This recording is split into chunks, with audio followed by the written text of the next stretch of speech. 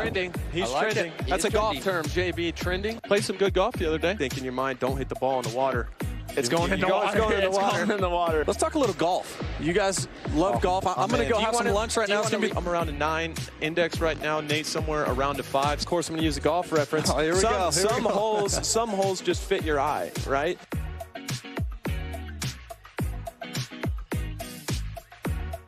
Yeah, Adam Cianciarulo loves himself some golf, former SuperMotocross rider who retired in 2024, currently the co-host of Race Day Live, the qualifying show for Supercross and the SuperMotocross playoffs. Now, while Adam was known as an excellent motocross rider, he's since caught the golf bug bad and is an avid player and fan himself. 28 years of age, from Florida, now lives in Southern California. Young prodigy supermotocross racer, was raised to race dirt bikes, 2019 Pro Motocross 250 champ, 20-year career in dirt bike racing with one manufacturer, Kawasaki.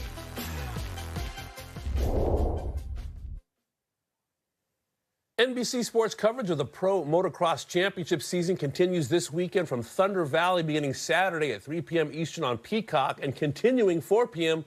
on NBC. And we're now joined by Adam Cianciarulo, NBC Sports motocross analyst and an avid golfer and golf fan. We've been told. Great to spend some time with you, Adam. First of all, you were in the dirt for like some 20 years. Then you retired. You stepped away. How'd you know it was time 1 year ago? Well, simply put, it's when I started getting slower. I started getting passed more, started getting beat by guys that don't normally beat me. So, yeah, I've got a lot more time now to actually live on a golf course, got my golf cart. A lot of us dirt bike racers, believe it or not, a lot of us, golf is like our escape, our biggest hobby. So for me, golf was like the first thing that I found growing up in the sport. Is the first thing that I found that I enjoyed outside of racing. So it's very close to my heart. I watch you guys all the time. Of course, very excited for the U.S. Open coming up here and just super grateful to be here with you guys. At face value, you just look at the two sports and you wouldn't think there'd be a ton of overlap. But why do you think there's this attraction for dirt bike motocross racers to also have golf as a hobby? And for you, it seems like a full-time passion now. Yeah, absolutely. I think a lot of it has to do with just chasing perfection and doing your best. I think there's a lot of similarities with golf and with motocross racing, and simply, not looking at the scorecard per se. It's just focusing on the now, hitting the shot in front of you, doing your best. And I think for us, there's so many things that as racers we can't do.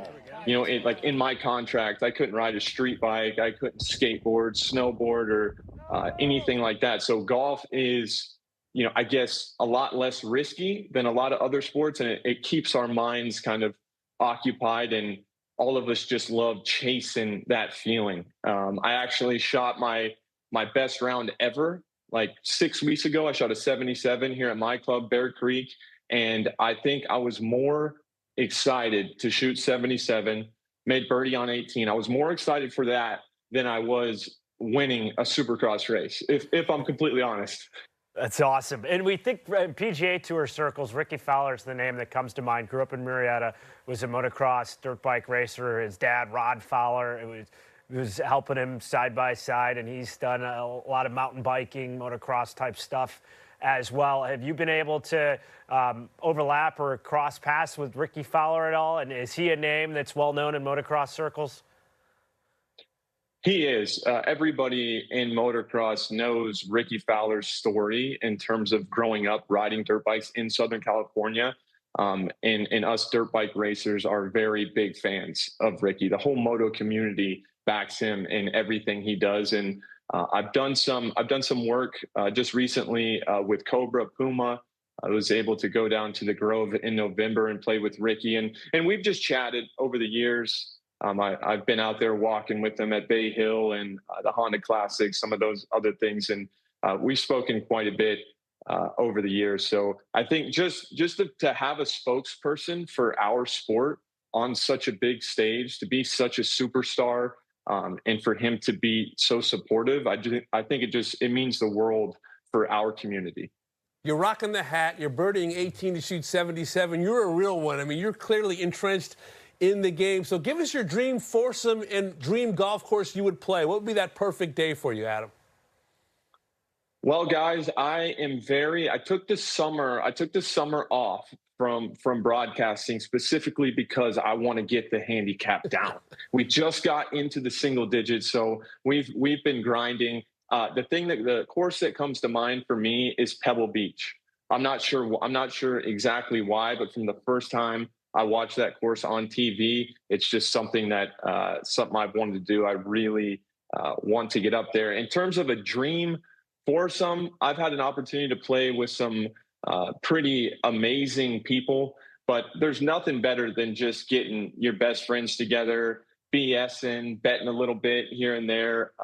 So I think it would just be some of my closest friends, to be honest with you. But like I said, I've been fortunate to play with players that, with my swing and with where I'm at, I probably shouldn't be out there with some of these guys I played with, like Rickie, for example. But I've been lucky in that regard. Important question. When you're playing a casual round, are you walking or riding? Well, guys, as much as I would love to sit here and say that I'm a purist, I carry my own bag, I walk, I've got some bad shoulders, I've got some bad knees, and so that's my excuse. I've got the golf cart, and I will occasionally walk 9 holes if I'm feeling frisky, but most of the time I'm in the cart, I have my cooler, have my speaker, so not the good old-fashioned way. Understandable. As we gear up for the races on Peacock and NBC, what should we be looking for as you kind of point to the guys and say, yeah, I used to beat him, I used to beat him, and I used to beat him? So in the premier class, there's 2 guys right now. There's the 2 biggest names in the sport are Eli Tomac and Jet Lawrence. And Eli Tomac is like he's the Rory. He's been around, he's been established, he's won everything there is to win. And Jet is more so young. He's younger than Scotty, but he's kind of a newcomer like Scotty, just really turning it on the last couple of years. And you basically have this clash of generations. And Eli Tomac, everybody loves that guy. He's the veteran. We don't know how much longer he's going to race. And then you have Jet Lawrence, young guy, 21 years old, just came into the sport and has been winning everything. So this Pro Motocross season in the premier class between Eli Tomac and Jet Lawrence, these are 2 of really the best to ever do it. And, you know, a lot of times in dirt bikes, we retire. For instance, I retired when I was 27 years old. It's a sport that's really hard on your body. So the fact that we've had Eli Tomac, who's now into getting close to his mid-30s, the fact that he's still motivated to go out there and win races, win championships, and we're seeing him battle with this newer generation, that's a really rare and special thing.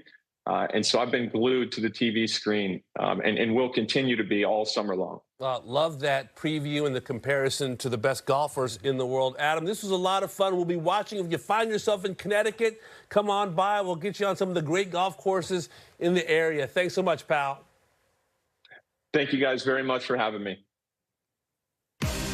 Giving us a reason to watch this Saturday, round 3 of the Pro Motocross season from Thunder Valley. Part of the SuperMotocross World Championship starts at 3 p.m. Eastern on Peacock and then simulcast with NBC at 4 p.m. Cannot wait to watch.